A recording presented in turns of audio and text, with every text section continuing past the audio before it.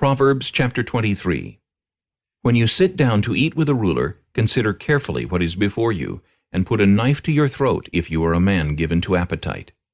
Do not desire his delicacies, for they are deceptive food.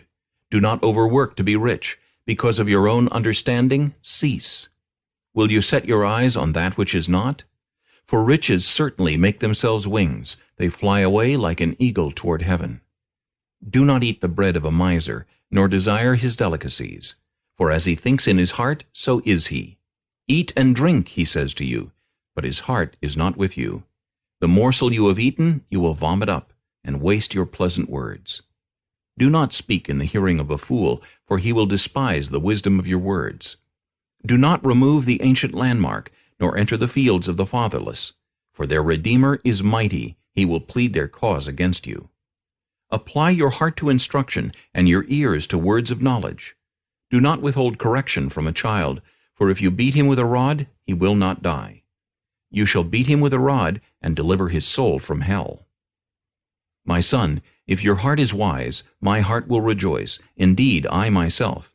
Yes, my inmost being will rejoice when your lips speak right things. Do not let your heart envy sinners, but be zealous for the fear of the Lord all the day. For surely there is a hereafter, and your hope will not be cut off. Hear, my son, and be wise, and guide your heart in the way. Do not mix with winebibbers, or with gluttonous eaters of meat.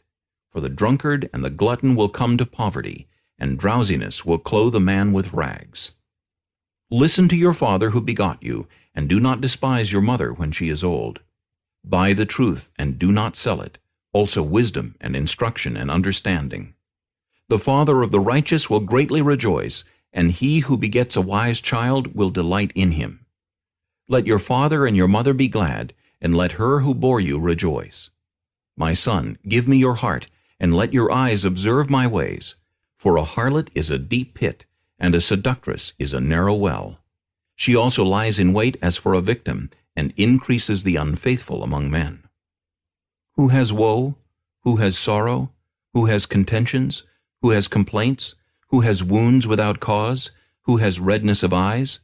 Those who linger long at the wine, those who go in search of mixed wine.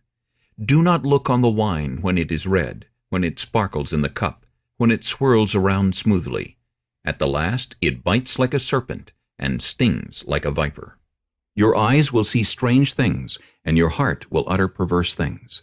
Yes, you will be like one who lies down in the midst of the sea, or like one who lies at the top of the mast, saying, They have struck me, but I was not hurt.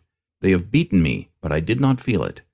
When shall I awake, that I may seek another drink?